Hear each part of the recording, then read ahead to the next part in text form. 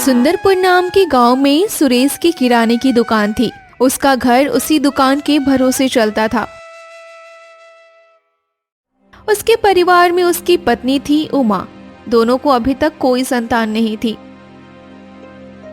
सुरेश की दुकान बहुत अच्छे से चलती थी। इस गांव में एक और दुकान थी जो विक्रम चलाता था और विक्रम सुरेश से बहुत जलता था। इस सुरेश की वजह से मेरी दुकान अच्छे से नहीं चल पाती। अगर इसकी दुकान इस गांव में ना होती तो मेरी दुकान कितने अच्छे से चलती। सारे लोग मेरे ही पास आते। इसकी वजह से मेरा आधा नुकसान होता जा रहा है। मेरे आधे ग्राहक उसके पास जाते हैं। मुझे ऐसा कुछ करना पड़ेगा जिससे कम लागत में ज्यादा मुनाफा हो। मैं एक काम करता हूं, अनाज में मिलावट करता हूं। इससे अनाज बढ़ जाएगा और कम लागत में मुझे ज्यादा मुनाफा होगा।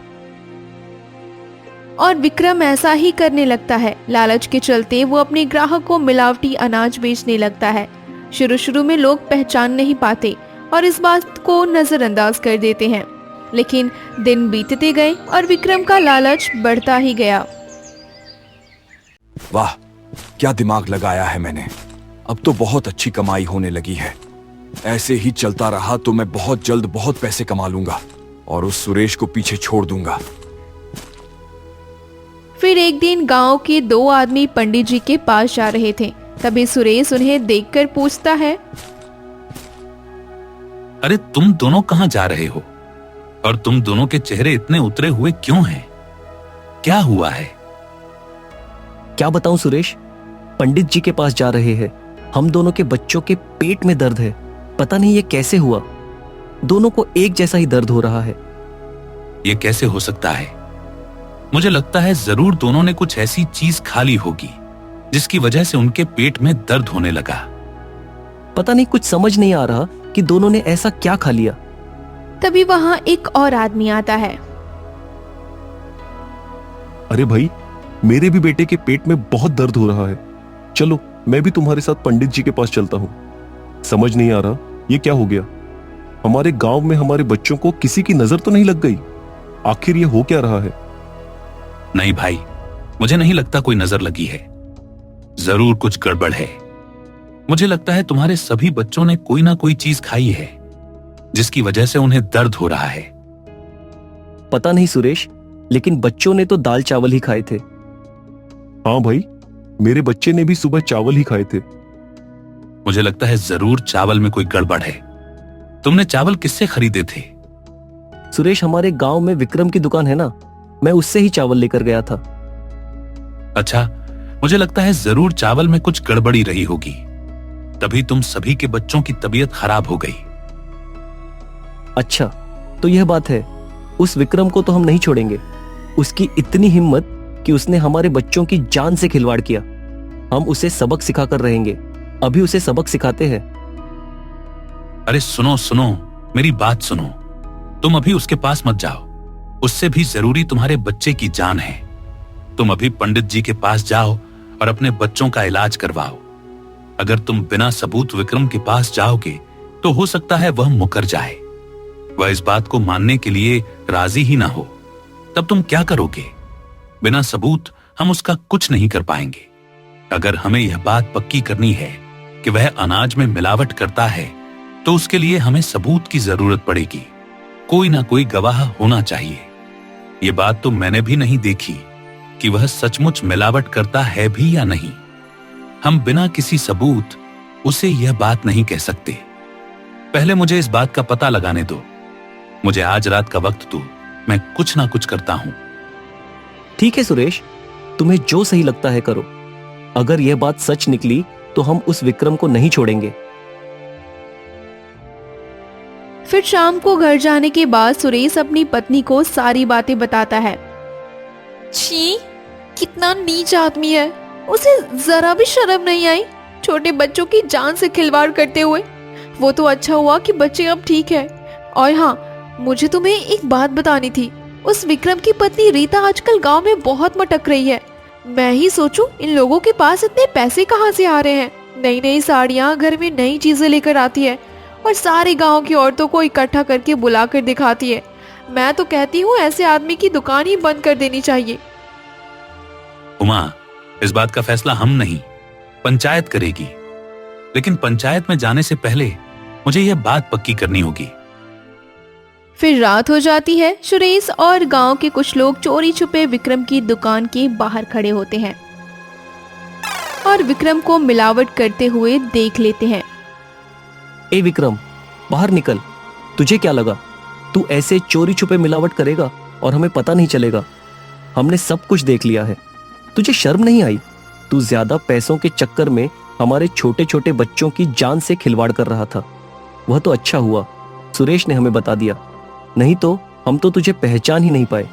आज सुरेश की वजह से ही तुम्हारी पोल खुली है, नहीं तो हम ऐसा मिलावटी अनाज खाकर एक दिन मर जाते। तुझे तो हम जिंदा नहीं छोड़ेंगे। भाइयों, मारो इसे। विक्रम उनको देख बहुत घबरा जाता है। वो कुछ बोल नहीं पाता। अरे रुकिए रुकिए, ऐसा मत कीजिए। इसका फैसला पंचायत करेगी, हम नहीं।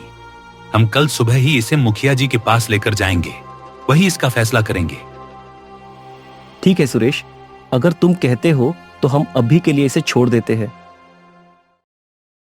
अगले दिन सुरेश मुखिया जी को सारी बात बताता है। फिर मुखिया जी बोलते हैं, विक्रम, तुम्हें शर्म नहीं आई ऐसा करते हुए? हमारा गांव एक परिवार जैसा है। तुमने अपने ही परिवार के लोगों के जान से खिलवाड़ की है। भगवान ना करें, अगर उन बच्चों को कुछ हो गया होता तब तुम क्या करते? तुम लालच में इतने अंधे हो गए थे कि तुमने बच्चों की जान की परवाह नहीं की। हम तुम्हारी दुकान पर रोक लगाते हैं। आज के बाद तुम कोई सामान नहीं बेचोगे और गांव का कोई आदमी तुमसे कुछ भी नहीं खरीदेगा। और उन बच्चों के इलाज में जो भी खर्चा आया है वह तुम्हें ही देना पड़ेगा। यही तुम्हारी सजा है। ऐसा मत कीजिए मुखिया जी। मेरी दुकान मेरा रोजगार है, मेरे जीने का सहारा वही है। उसे बंद मत कीजिए। अगर मेरी दुकान बंद हो जाएगी तो मैं क्या करूंगा? मेरे घर का गुजारा कैसे होगा? मुझे माफ कर दीजिए मुखिया जी, मैं आइंदा ऐसा कुछ नहीं करूंगा। तुम्हें और माफी बिल्कुल भी नहीं। आज के बाद हमें तुम्हारी दुकान नजर नहीं आनी चाहिए। तुम तो शुक्र मानो कि हमने सिर्फ तुम्हारी दुकान बंद की है, नहीं तो हम तुम्हें धक्के मारकर इस गांव से निकाल बाहर करते। अब निकलो यहां से। विक्रम घर जाकर सोचता है, यह सब इस सुरेश की वजह से हुआ है। अगर सुरेश बीच में नहीं आता तो किसी को कुछ पता ही नहीं चलता। सुरेश की वजह से आज मेरी पीठ पर लात पड़ी है। उसने मुझसे मेरा रोजगार छीना है, मेरी दुकान छीनी है। मैं उसे चैन से जीने नहीं दूंगा। वह क्या सोच रहा है कि मेरी दुकान बंद करके वह मुझसे आगे निकल जाएगा और उसकी दुकान जोरों से चलने लगेगी? यही सोचकर उसने यह सब कुछ किया है। मैंने भी ईंट का जवाब पत्थर से ना दिया तो मेरा नाम विक्रम नहीं। मैं उस सुरेश का जीना मुश्किल कर दूंगा। उसने सारे गांव वालों के सामने मेरी बहुत बदनामी की है। मुझे उसकी वजह से हमारे गांव वालों के सामने शर्मसार होना पड़ा। मैं उसकी इतनी बदनामी करूंगा कि वह किसी को मुंह दिखाने लायक नहीं रहेगा। बस मुझे एक मौका मिल जाए। कुछ दिन ऐसे ही गुजर जाते हैं। गांव के सभी लोग सुरेश की दुकान पर ही जाकर सामान लेने लगते हैं। ये देख विक्रम बहुत जलने लगता है। एक दिन सुरेश को अपना दोस्त राजेश परेशान दिखाई देता है।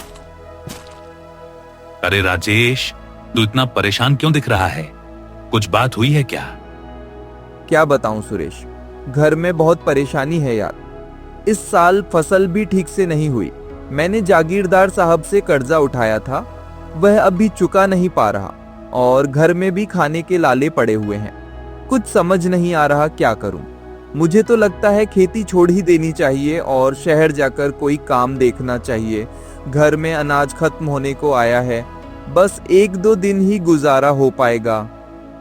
अरे यार, तू इतनी चिंता क्यों करता है? तू मेरे बचपन का दोस्त है और मुझसे मांगने में कैसी शर्म। तू अनाज की चिंता मत कर। अनाज तू मेरे यहां से लेकर जा। तेरे पास जब पैसे आएंगे तब दे देना। मुझे कोई जल्दी नहीं है। आखिर तू मेरा बचपन का दोस्त है, मैं तेरे लिए इतना तो कर ही सकता हूं। अरे नहीं नहीं सुरेश, मुझे ऐसे अच्छा नहीं लगता। अरे तू कैसी बातें कर रहा है? आखिर हम इतने अच्छे दोस्त हैं और तुम मुझसे मांगने में शर्मा रहे हो? जरूरत के समय हम दोनों एक दूसरे की मदद नहीं करेंगे तो कौन करेगा? कल को मुझे भी किसी बात की जरूरत पड़ सकती है तो मैं भी तो तेरे ही पास आऊंगा ना। तू पैसे की चिंता मत कर, तू मेरी दुकान से जितना चाहे उतना अनाज लेकर जा और जब पैसे आएंगे तब चुका देना। तेरा बहुत बहुत शुक्रिया सुरेश, तूने मेरी चिंता ही मिटा दी। मैं तो बहुत निराश था कि आखिर कैसे गुजारा होगा, क्योंकि मुझे कुछ दिनों का वक्त चाहिए था ताकि मैं शहर जाकर कुछ काम देख सकूं। मेरा एक दोस्त है, वह शहर में काम करता है। उसने अपने साहब से बात की है, लेकिन वह अगले महीने में बुला रहा है। तब तक घर का गुजारा होना मुश्किल था। आज तूने मेरी मदद करके मुझ पर एहसान कर दिया, नहीं तो मेरे और मेरे परिवार का क्या होता। अरे छोड़ ना राजेश, मैंने तुझ पर कोई एहसान नहीं किया है। दोस्ती में कोई एहसान नहीं होता। अब तू एहसान की बातें मत कर, वरना मैं तुझे कोई सामान नहीं दूंगा। अच्छा ठीक है, गुस्सा मत कर। आज के बाद मैं ऐसी बातें नहीं करूंगा। लेकिन सच में सुरेश, तूने आज मेरी बहुत मदद की है। दोस्त हो तो तेरे जैसा। ऐसे ही कुछ दिन गुजर जाते हैं। एक दिन गांव में एक शादी होती है। शादी में केवल 2-3 दिन ही बचे होते हैं। तभी विक्रम एक योजना बनाता है और रात में चोरी छुपे जाकर शादी वाले घर में सारे जेवर चोरी कर लेता है। और फिर दूसरे दिन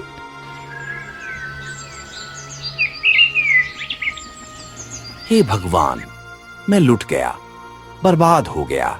पता नहीं हमारे घर पर किसकी बुरी नजर लग गई। इतने सालों बाद तो मेरी बेटी का मुश्किल से एक रिश्ता जुड़ा था। मैंने जैसे तैसे करके अपनी जमीन बेचकर बेटी के लिए जेवरात बनाए थे। अब मैं लड़के वालों को क्या मुंह दिखाऊंगा? वह तो यह शादी ही तोड़ देंगे। अब मेरी बेटी से कोई शादी नहीं करेगा। हे भगवान, तूने क्या कर दिया? मेरे पास तो अब आत्महत्या करने के अलावा कोई रास्ता नहीं है। ये सुनकर विक्रम तुरंत आकर बोलता है, अरे गोपीलाल, मैं जानता हूं तुम्हारे घर में चोरी किसने की है, और वह कोई नहीं, हमारे गांव का ही सदस्य है। उसने ही तुम्हारी बेटी के गहने चुराए हैं। क्या बात करते हो विक्रम? कौन है वो? किसने मेरी बेटी के गहने चुराए? उसका नाम बताओ। वह और कोई नहीं, हमारे गांव का सुरेश है। उसने ही तुम्हारी बेटी के गहने चुराए हैं। मैंने खुद अपनी आंखों से उसे गहने चुराते हुए देखा है। क्या बात करते हो विक्रम? मैं मान ही नहीं सकता कि सुरेश ऐसा घिनौना काम कर सकता है। सभी गांव वाले सुरेश को अच्छी तरह से जानते हैं। वह एक इज्जतदार आदमी है। वह ऐसा काम कभी नहीं कर सकता। तुम जानबूझकर उस पर झूठा इल्जाम मत लगाओ। अरे गोपीलाल, मैं सच कह रहा हूं। सुरेश ने ही तुम्हारी बेटी के गहने चुराए हैं। तुम्हें मानना है तो मानो, नहीं तो मत मानो। लेकिन तुम्हारे मानने या ना मानने से सच नहीं बदल जाएगा। चोरी उसी ने की है। भलाई का तो जमाना ही नहीं है। एक तो मैं तुम्हारी मदद कर रहा हूं ताकि तुम्हें तुम्हारी बेटी के गहने वापस मिल जाएं, और ऊपर से तुम मुझे ही सुना रहे हो। वह सुरेश जितना भोला दिखता है उतना है नहीं। तुम लोग उसे नहीं जानते, मैं उसे अच्छे से जानता हूं। मेरी मानो तो उस सुरेश को पंचायत में घसीटते हुए लेकर जाओ और उससे पूछो कि वह गहने उसने कहां छुपाए हैं या फिर बेच दिए। अगर तुम्हें तुम्हारी बेटी की शादी बचानी है तो सोच लो, वरना तुम्हारी मर्जी। मेरा क्या है? मेरा कुछ नहीं बिगड़ेगा। मैं तो तुम्हारे भले के लिए कह रहा हूं, वरना बिठा कर रखो अपनी बेटी को अपने घर में। ऐसा कहकर विक्रम वहां से चला जाता है और गोपीलाल सोच में पड़ जाता है। कहीं विक्रम सच तो नहीं कह रहा? कहीं सुरेश ने ही मेरी बेटी के गहने चुराए हों? मुझे लगता है मुझे एक बार कोशिश कर लेनी चाहिए। मैं किसी पर भी भरोसा नहीं कर सकता। आजकल के लोग जैसे दिखते हैं वैसे होते नहीं। मुझे लगता है मुझे मुखिया जी के पास जाकर बात करनी चाहिए। एक यही उम्मीद है कि मेरी बेटी की शादी बच जाए। मैं अभी मुखिया जी के पास जाता हूं। गोपीलाल मुखिया जी के पास जाकर सारी बातें बताता है। फिर मुखिया जी सुरेश को भी वहां बुलाते हैं। मुखिया जी, मैं ऐसा क्यों करूंगा? ये गांव मेरे लिए मेरा परिवार है। मैं भला अपने ही परिवार में चोरी क्यों करूंगा? गोपीलाल जी की बेटी मेरी बहन की तरह है। मैं उसकी शादी क्यों तोड़ूंगा? मैं ऐसा नहीं कर सकता। मुखिया जी, यह मैंने नहीं किया है। मुखिया जी, इसकी बातों पर यकीन मत कीजिए। यह बस भोलेपन का और अपनेपन का दिखावा करता है। इसने ही सारे गहने चुराए हैं।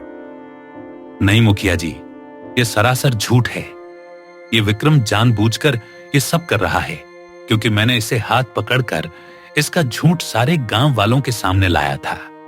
यह इसी बात का बदला ले रहा है, इसलिए यह जानबूझकर मुझ पर झूठा इल्जाम लगा रहा है। विक्रम, मैं सुरेश की बातों से सहमत हूं। तुम्हें तो सारा गांव जानता है कि तुम कितने बड़े धोखेबाज और मक्कार हो। हम तुम्हारी गवाही पर बिल्कुल यकीन नहीं करेंगे। सुरेश सही तो कह रहा है। यह सब तुम जानबूझकर भी तो कर सकते हो, क्योंकि सुरेश ने तुम्हें हाथ पकड़ा था। तुम्हारे पास इस बात का कोई और सबूत है? मुखिया जी, मैं पहले जैसा नहीं रहा। मैं सुधर चुका हूं। मुझे अपनी गलती का एहसास है। नहीं तो आप ही सोचिए, मुझे इस गोपीलाल की क्या पड़ी थी। लेकिन मुझे लगा यह मेरे गांव का मामला है, हमारे गांव की बेटी की शादी का मामला है। इसीलिए मैंने गोपीलाल जी से कहा, मैं जानता हूं मेरी उस गलती की वजह से आप लोग मेरी बात का यकीन नहीं करेंगे, लेकिन अगर सुरेश का करीबी यह बात बताए तो क्या आप मानेंगे? तुम किसकी बात कर रहे हो? वह आपको अभी पता चल जाएगा। जब सुरेश चोरी करने आया था, तब मेरे साथ उसने भी सुरेश को देखा था। यह करीब रात के 3 बजे की बात है। मैंने उसे बुलाया है, वह आता ही होगा। तब आपको यकीन करना ही होगा। भले आपको मेरी बातों पर यकीन ना हो, लेकिन उसकी गवाही सुन आप सबको यकीन हो जाएगा कि यह सुरेश कितना बड़ा धोखेबाज और झूठा है। थोड़ी देर इंतजार करने के बाद वहां सुरेश का दोस्त राजेश आ जाता है। अरे राजेश, देखो ना, ये विक्रम मुझ पर चोरी का झूठा इल्जाम लगा रहा है, जबकि कल रात 3 बजे तो मैं तुम्हारे पास ही था। इस विक्रम को बताओ राजेश, ये तब से मन में जो आए वह बकता जा रहा है। हाँ, बताओ राजेश, मैं झूठ बोल रहा हूं या यह सुरेश? सुरेश, माफ करना, लेकिन मैं झूठ नहीं बोल सकता। भले ही तू मेरा दोस्त है, लेकिन मेरी नजर में सच की ज्यादा कीमत है। मुखिया जी, कल रात 3 बजे सुरेश मेरे पास नहीं था। विक्रम जो कह रहा है वह सच है। सुरेश को चोरी करते हुए मैंने भी देखा था। मैंने सुरेश को बहुत समझाने की कोशिश की कि वह गहने गोपीलाल जी को लौटा दे, लेकिन उसने मेरी बात नहीं मानी। उसने बदले में मुझे मेरे घर के लिए अनाज दिया था, ताकि मैं किसी से कुछ ना कहूं। आप चाहे तो मेरे घर आकर वह अनाज देख सकते हैं, जबकि मेरे पास खाने को कुछ नहीं था। मैं मजबूर हो गया था मुखिया जी, लेकिन अब मैं झूठ नहीं बोल सकता, क्योंकि यह किसी की इज्जत का सवाल है। ये तू क्या बोलते जा रहा है राजेश? तू झूठ क्यों बोल रहा है, जबकि ऐसा कुछ नहीं है? तू होश में तो है? बस करो सुरेश, अब नाटक करने का कोई फायदा नहीं। तुम्हारा सारा सच सबके सामने आ चुका है। सच मान लो। और हाँ मुखिया जी, इसने वह सारे गहने बेच दिए हैं। आपको इसके घर की तलाशी में कुछ नहीं मिलेगा। इसके ऊपर एक बहुत बड़ा कर्ज था, इसी कारण इसने चोरी की और वह सारी रकम लौटा दी। यह हम क्या सुन रहे हैं सुरेश? तुम ऐसा घिनौना काम कर कैसे सकते हो? मुझे तो अपने कानों पर यकीन नहीं हो रहा कि तुम यह सब कर सकते हो। मेरा यकीन कीजिए मुखिया जी, मुझे नहीं पता राजेश ये सब कुछ क्यों कर रहा है, जबकि ऐसा कुछ भी नहीं है। ये सब झूठ है। बस करो सुरेश। विक्रम हमें कब से कह रहा है, लेकिन हमने उसकी बातों का यकीन नहीं किया। लेकिन यह राजेश, यह तो तुम्हारे बचपन का बहुत अच्छा दोस्त है। भला यह तुम्हारे खिलाफ गवाही क्यों देगा? तुम ही बोलो। बस अब बहुत हो चुका। अब सच सबके सामने आ चुका है। अब सिर्फ फैसला होगा। गोपीलाल के जितने भी गहने तुमने चुराए हैं, उन सब के पैसे तुम गोपीलाल को दोगे। ये आप क्या कह रहे हैं मुखिया जी? ये फैसला गलत है। मैंने कुछ नहीं किया। ये सब झूठ है। एक तो चोरी करते हो, ऊपर से मेरे फैसले पर उंगली उठाते हो। तुम्हें अभी भी शर्म नहीं आ रही? तुम्हें जितना कहा गया है उतना करो। मैं नहीं जानता कि तुम पैसे कहां से दोगे, लेकिन तुम्हें गोपीलाल को सारी रकम लौटानी होगी। यह हमारा फैसला है। ये सारी बातें सुन सुरेश बहुत चिंतित हो जाता है और वो घर चला जाता है। ये सब क्या हो गया जी? आखिर हमने किसी का क्या बिगाड़ा है? हमारे ही साथ ये सब क्यों हो रहा है? और आप और कर लो भलाई, राजेश के लिए आपने क्या कुछ नहीं किया। उसे कितना सारा राशन उसके घर जाकर देकर आ गए। बदले में उसने क्या किया? उसने आपको झूठे इल्जाम में फंसा दिया। वह तो मुझे भी समझ नहीं आ रहा उमा कि राजेश ने ऐसा क्यों किया। वह इतना एहसान फरामोश निकलेगा ये मैं कभी सपने में भी सोच नहीं सकता। अब मेरे पास दुकान बेचने के अलावा और कोई रास्ता नहीं बचा है। मेरी बातों पर कोई यकीन करने के लिए तैयार ही नहीं है। उमा, तुम्हारे पास थोड़े बहुत गहने हैं ना, वो मुझे दे दो। मैं उन्हें बेच कर आता हूं और इस दुकान को भी बेच डालता हूं, तो शायद मैं गोपीलाल जी के पैसे लौटा सकूं। जब हमने कुछ किया ही नहीं तो हमें गहने क्यों दूं? और हम दुकान क्यों बेचेंगे? उमा, इस वक्त मैं बहुत परेशान हूं और मेरे पास इसके अलावा कोई रास्ता नहीं है। मैं पूरी तरह से फंस चुका हूं। अगर ईश्वर की यही मर्जी है तो यही सही। शायद मेरे ही कोई कर्म खराब रहे होंगे जिसकी सजा मुझे मिल रही है। फिर उमा सुरेश को गहने दे देती है। सुरेश उन गहनों को बेचकर पैसे लेकर आता है और अपनी दुकान भी बेच देता है और गोपीलाल को पैसे दे देता है। ये हुई ना बात। अब आया ऊंट पहाड़ के नीचे। खुद को बहुत होशियार समझता था ना। अब क्या हुआ? निकल गई सारी हेकड़ी। अब सुरेश गांव में किसी को मुंह दिखाने के लायक नहीं रहा। उसे इस बार अच्छा सबक मिला। अब मैं फिर से अपनी दुकान चालू करूंगा और अब गांव वालों को मजबूरन मेरे ही पास आना होगा। धन्यवाद राजेश, तुमने मेरी बहुत बड़ी मदद की है। अगर तुम ना होते तो यह सब मेरे लिए नामुमकिन था, क्योंकि मेरी बातों पर तो कोई यकीन ही नहीं करता। मैंने ये सब धन्यवाद सुनने के लिए नहीं किया है। हमारे बीच जो सौदा हुआ है वह याद है या भूल गए? अरे बिल्कुल याद है। ये लो, जैसा कि मैं तुमसे वादा किया था, इसमें पूरी रकम है। ठीक है विक्रम, अब मैं चलता हूँ। हाँ ठीक है, तुम जा सकते हो, लेकिन याद रहे यह बात तुम्हारे और मेरे बीच में ही रहनी चाहिए। अगर तुमने मुंह खोलने की कोशिश की तो मैं तो जाऊंगा ही, साथ में तुम्हें भी ले जाऊंगा। तुम समझ रहे हो ना मैं क्या कह रहा हूं?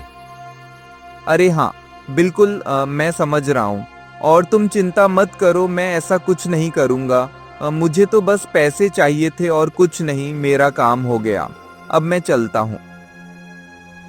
यहाँ सुरेश और उसकी पत्नी बहुत परेशान होकर बैठे होते हैं। ये क्या हो गया जी? आज तो हमारे पास कुछ ना रहा। अब हमारा गुजारा कैसे होगा?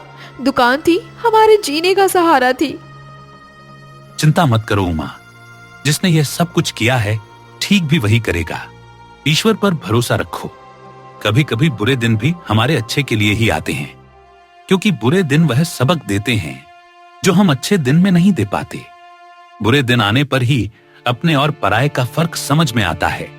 अब राजेश की ही बात देख लो और गांव वालों की भी।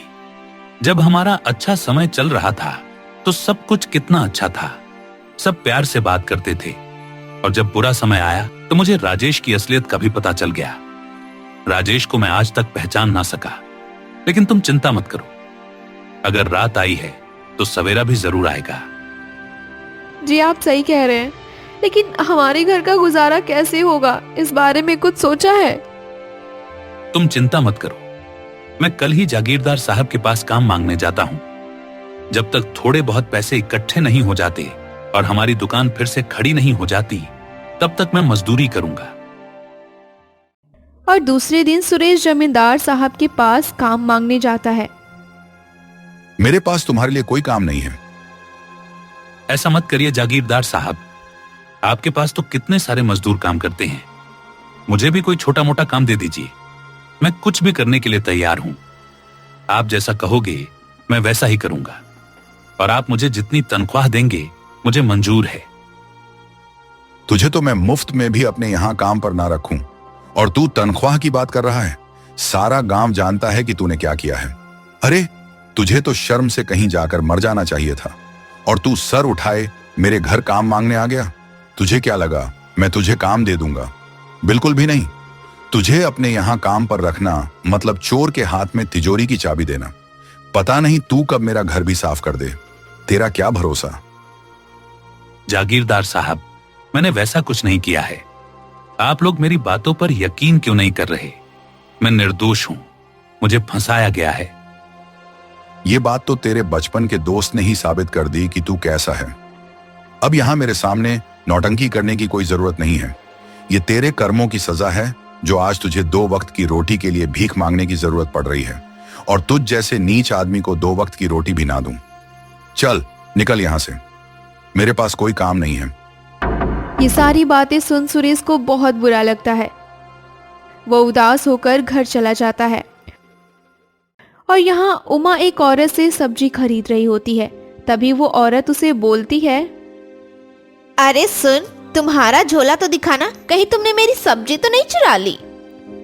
ये क्या बोल रही है? मैं भला तुम्हारी सब्जी क्यों चुराऊंगी? मैं यहाँ सब्जी खरीदने आई हूँ, चुराने नहीं। अरे तुम जैसे लोगों का क्या भरोसा, तुम्हारे जैसे भोले भाले दिखने वाले लोग ही चोर होते हैं। सारे गांव को पता है कि तुम्हारे पति ने क्या किया है। जरूर तुम दोनों ने ही ये साजिश की होगी, तू भी इस बात में शामिल होगी। अगर तुम दोनों मिलकर सोने के गहने चुरा सकते हो तो ये तो फिर भी सब्जी है, तुम्हारे लिए कौन सी बड़ी बात है ये। वही मैं सोचूं, आजकल मेरी सब्जी मुझे कम क्यों लग रही है। जरूर तू ही मेरी सब्जियां चुराती होगी और पता भी नहीं चलने देती। सब्जियां खरीदने की बहाने यहाँ आती हो और 1-2 सब्जी खरीद कर ले जाती हो और बाकी चुरा कर ले जाती होगी। आज के बाद मेरे पास सब्जी लेने मत आना। ये सारी बातें सुन उमा को बहुत बुरा लगता है। निराश होकर घर की ओर निकल पड़ती है। कहाँ गई थी उमा? और तुमने घर भी खुला ही छोड़ रखा था। हमारे घर में है ही क्या जो कोई चुरा सके? बंद रखो चाहे खुला रखो, क्या फर्क पड़ता है। बहुत गुस्से में लग रही हो, कोई बात हुई है? तुम कहाँ गई थी? टमाटर खत्म हो गए थे, सोचा सब्जी वाले के पास जाकर सब्जी ले आऊं, लेकिन उसने मेरी बहुत बेइज्जती की और मैं कुछ ना बोल सकी। यहाँ तक कि उसने मुझे सब्जी देने से मना कर दिया। अब उससे भी ये लगने लगा कि मैं उसकी सब्जियां रोज चुराती थी। आप सोच भी नहीं सकते कि ये सारी बातें सुनकर मेरे दिल पे क्या बीती होगी। मैं जानता हूं उमा, तुम्हें बहुत बुरा लग रहा है, क्योंकि मुझे भी यही महसूस हो रहा है। मैं जागीरदार साहब के यहाँ काम मांगने गया था। उन्होंने भी मुझे काम देने से मना कर दिया और ऊपर से 4 बातें सुनाई, वह अलग। मैं तुम्हें बता भी नहीं सकता कि उसने मुझे क्या क्या नहीं कहा। दोनों पति पत्नी निराश होकर बैठे होते हैं और इधर विक्रम मुखिया जी से बातें करके फिर से अपनी दुकान चालू करता है। एक दिन विक्रम की पत्नी उसकी दुकान पर आकर बोलती है, सुनिए जी, मुझे कुछ पैसे की जरूरत है, दे दीजिए। मैं बाजार जा रही हूँ, मुझे एक साड़ी पसंद आई है, मुझे वही खरीदनी है। अरे हाँ हाँ रीता, क्यों नहीं, जो मन में आए वह खरीदो। अब हमें किसी बात की कोई कमी नहीं होगी। हमारी दुकान तो बहुत अच्छे से चल रही है। अच्छे से क्यों नहीं चलेगी? आपने इन गांव के लोगों के पास दूसरा कोई रास्ता ही नहीं छोड़ा। मानना पड़ेगा आपके दिमाग को। क्या चाल चली है आपने। आपने तो सुरेश की करीबी दोस्त राजेश को भी उसके खिलाफ कर दिया, और तो और वो मान भी गया। अरे रीता, उसने यह सब कुछ पैसे के लिए किया है। उसने मुझसे नगद लिए हैं। उसने यह सब कुछ मुफ्त में नहीं किया है और ना ही मुझ पर कोई एहसान किया है। और हाँ, तुम भी क्या यह सब बातें यहां दुकान में लेकर बैठ गई? कोई सुन लेगा। तुम पैसे लो और जाओ यहां से। ये सारी बातें विक्रम का नौकर सोनू सुन लेता है और फिर अगले दिन सुरेश से मिलता है। सुरेश, मैं तुमसे कुछ बात करना चाहता हूँ। अरे तुम तो विक्रम के यहाँ काम करते हो ना? तुम यहाँ क्या कर रहे हो? मेरी बात सुनो सुरेश, मैं तुम्हें बहुत जरूरी बात बताने आया हूँ। मैं जानता हूँ तुम बेकसूर हो, तुमने कुछ नहीं किया है। ये तो मुझे तब पता चला जब विक्रम और उसकी पत्नी आपस में बातें कर रहे थे। सुरेश, राजेश ने यह सब कुछ पैसों के लिए किया था। उसके लिए विक्रम ने उसे पैसे दिए थे और तुम्हारे खिलाफ झूठी गवाही देने के लिए कहा था। विक्रम ने तुम्हें जानबूझकर फंसाया है। मैं जानता था ये सब विक्रम ने ही किया है। इसमें तो कोई शक नहीं कि विक्रम मुझसे बदला ले रहा है। तुम चिंता मत करो सुरेश, मैं तुम्हारे साथ गलत नहीं होने दूंगा। मेरे पास एक तरकीब है। अगर तुम जैसा मैं कहता हूँ वैसा करो तो तुम्हारी खोई हुई इज्जत वापस आ सकती है और तुम्हारे ऊपर लगे झूठे इल्जाम भी हट जाएंगे। क्या तुम सच कह रहे हो? फिर विक्रम का नौकर सोनू सुरेश को सारी बातें बताता है। फिर 2 दिन बाद उस गांव के जमींदार साहब के घर चोरी हो गई। जमींदार साहब अपने नौकर से बात कर रहा होता है, तभी सोनू वहां जाकर जमींदार साहब से बोलता है, जागीरदार साहब, यह चोरी आपके किसी नौकर ने नहीं, विक्रम ने की है। इस बात का गवाह मैं खुद हूँ। मैं विक्रम के यहाँ काम करता हूँ। रात को दोनों पति पत्नी चुपके से कहीं गए थे और वापस आने के बाद पैसे गिन रहे थे। दरअसल मुझे उनकी बातें सुनकर उन पर शक था। वह 2-3 दिन से आपके ही बारे में कुछ बात कर रहे थे, इसलिए मैंने उनका पीछा किया। जमींदार साहब मुखिया जी के पास जाते हैं और विक्रम को यहाँ बुलाया जाता है। यह सब झूठ है, मैंने ऐसा कुछ नहीं किया। भला मैं यह क्यों चोरी करूंगा? मुझे तो लगता है जरूर यह काम हमारे गांव के ही सुरेश ने किया होगा। आप उसे यहां बुलाएं और इस बार उसे धक्के देकर इस गांव से बाहर निकालिए। बस करो विक्रम, और कितना झूठ बोलेंगे? तुम्हारे पापों का घड़ा भर चुका है। मुखिया जी, ये झूठ बोल रहा है। इसने सब कुछ किया, मैंने खुद अपनी आंखों से देखा है। ये सब झूठ है, मैंने ऐसा कुछ नहीं किया। वह सोनू झूठ बोल रहा है। सोनू, तुम्हें शर्म नहीं आती? जिस थाली में खाता है उसमें ही छेद करता है। सच बोलने में कैसी शर्म विक्रम? तुमने मुझे काम दिया, लेकिन मैं झूठे और मक्कार आदमी के साथ काम नहीं करना चाहता। मैं तब तुम्हारी असलियत नहीं जानता था, लेकिन अब जान चुका हूँ। अगर मुझे पहले पता होता तो मैं तुम जैसे नीच आदमी के साथ कभी काम नहीं करता। सोनू, मेरा नौकर होकर तुम मुझसे ऐसी ऊंची आवाज में बात कर रहे हो। जरूर तुझे सुरेश ने पैसे दिए होंगे, इसलिए तेरी जुबान कैंची की तरह चल रही है। भला सुरेश मुझे पैसे क्यों देगा? उसके खुद के खाने के लाले पड़े हुए हैं, वह मुझे पैसे कहां से देगा? तुम अपने आप को बचाने के लिए झूठी कहानी मत बनाओ। ये सब मैंने अपनी आंखों से देखा है। तुमने ही चोरी की है। झूठ, झूठ, सरासर झूठ। मुखिया जी, ये झूठ बोल रहा है। मैं अच्छी तरह से जानता हूं कि क्या हुआ है। उस सुरेश ने उसे बदला लेने के लिए मेरे साथ वही किया है जो मैंने उसके साथ किया था। उसने जरूर इस सोनू को पैसे दिए होंगे, जैसा कि मैंने राजेश को दिए थे। राजेश ने मुझे पैसे लेकर झूठी गवाही दी थी। ये सारी बातें सुन सभी लोग हैरानी और गुस्से से विक्रम को देखने लगते हैं। देखा विक्रम, आखिर सच तुम्हारी जुबान पर आ ही गया। सुरेश, मुझे नहीं लगता इसके बाद और कुछ कहने और सोचने के लिए बचा है। सच्चाई सामने आने के बाद विक्रम को उसके अपराधों की सजा मिलती है। सुरेश की इज्जत बहाल होती है और गांव वाले उसे फिर एक बार सम्मान की नजर से देखने लगते हैं। उसकी दुकान फिर से खुल जाती है और पहले से भी बेहतर चलने लगती है।